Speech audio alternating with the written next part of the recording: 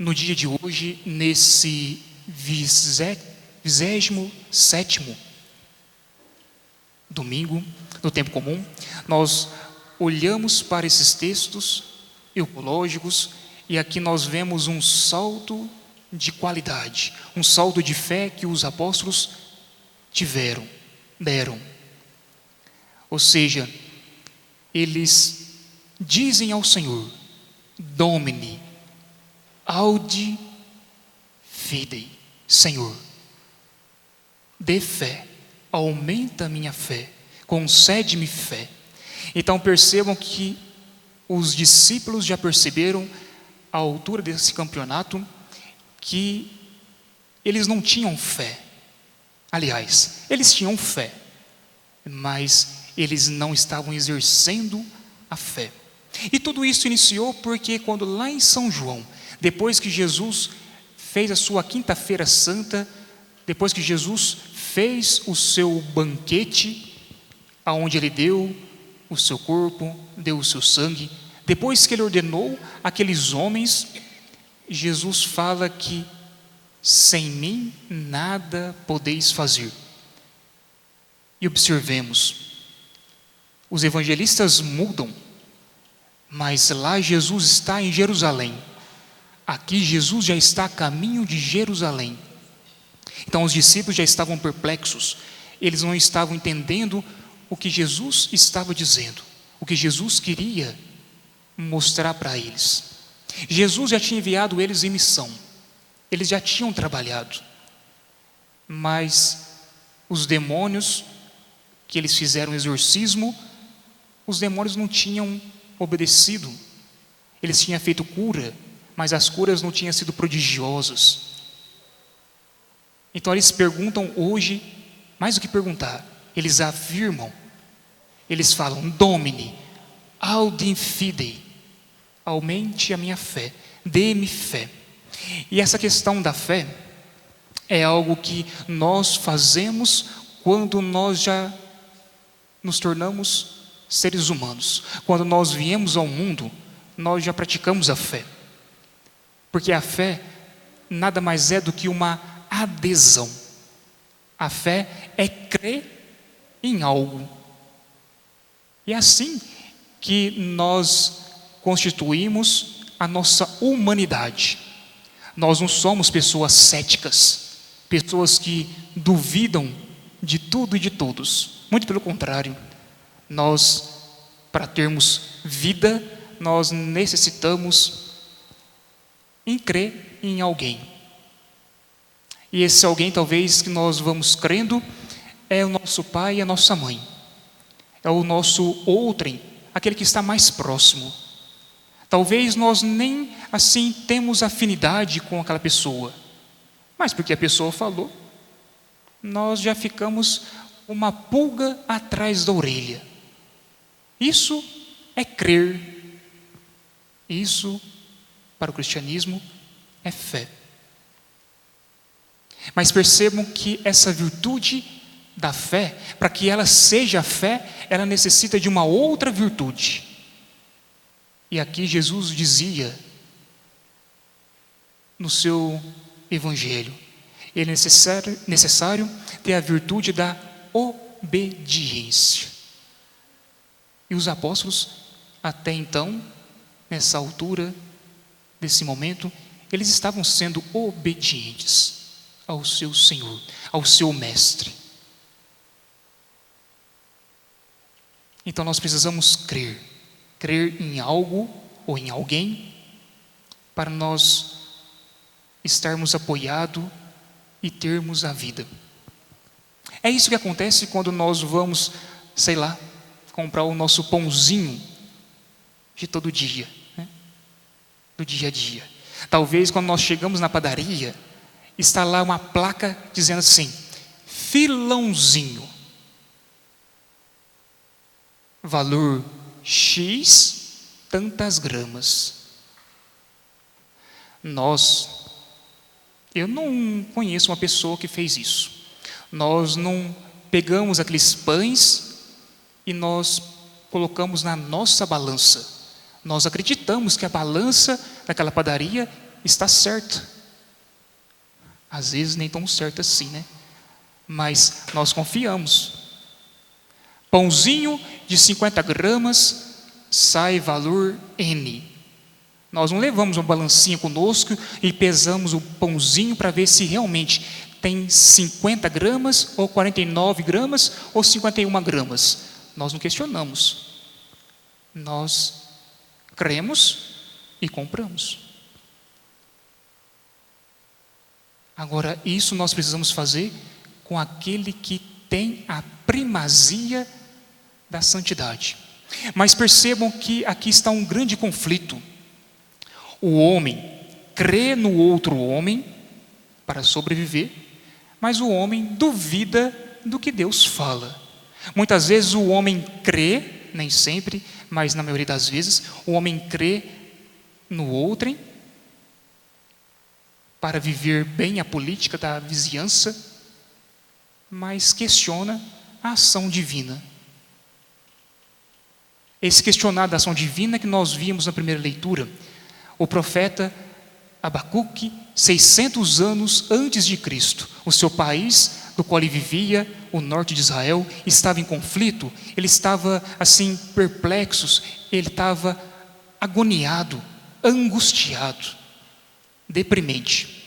E aí ele dirige algumas palavras para o próprio Senhor, e ele diz assim: Senhor, olha só, ele inicia o seu livro com essas palavras, ou seja, ele inicia a sua obra de profetismo, questionando Deus. E ele diz assim: Senhor, até quando chamarei sem me atender? Até quando devo gritar violência e não me socorres? Quantas vezes também nós dizemos assim: eu rezo, eu ofereço sacrifício, penitência, eu ofereço oblações, eu ofereço o que eu tenho de melhor para Deus, mas parece que Deus não está ouvindo os meus rogos. Deus parece que não está atendendo a minha súplica, o meu questionamento. É isso que nós víamos de uma maneira muito sutil, porém muito profunda e bonita, a segunda leitura. São Paulo advertindo o seu amigo Timóteo, ele diz assim: exorto-te, caríssimo, reaviva a chama, o dom de Deus.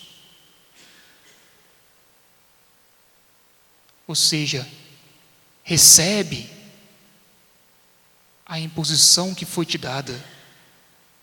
Lembra-te, a palavra lembrar não está aqui, mas parece que está dizendo isso, né? Então Timóteo, ele estava naufragando, vacilando na fé. E Paulo então adverte: Abacuque vacila na fé. E por que que os homens, os seres humanos, vacilam na fé? O Salmo nos dizia: não feche o coração, ouça, escute a voz divina. Lembra, você é o seu povo, você é a ovelha do rebanho de Deus, dizia o salmista.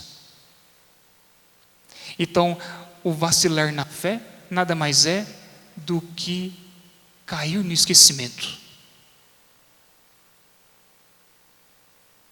Não sei se vocês se recordam, no ano de 2009, então de algum tempo atrás, bem atrás, o país da França tinha uma companhia aérea, Airbus, os ônibus do ar, né? E essa companhia, depois, em 2017, ela deixou de fazer grande porte, de grandes voos, de ter Boeings.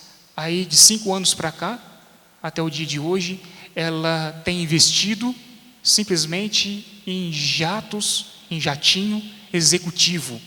Então antes era na França a sua sede, depois ela mudou para o Canadá, e ali então ela, para custear, né? Para ter menor custo, ela diminui os aviões que era Boeing, agora é simplesmente um jatinho. Mas tudo isso para dizer o quê? Em 2009, a Airbus, eles estavam fazendo um voo da França até Rio de Janeiro. Mas no meio do caminho, mais ou menos ali na costa da África, por ali, eles caíram, o avião caiu. Teve uma queda. E a morte foi brutal. Mais de 200 pessoas morreram. Muitos brasileiros que ali estavam, naquele avião, também morreram.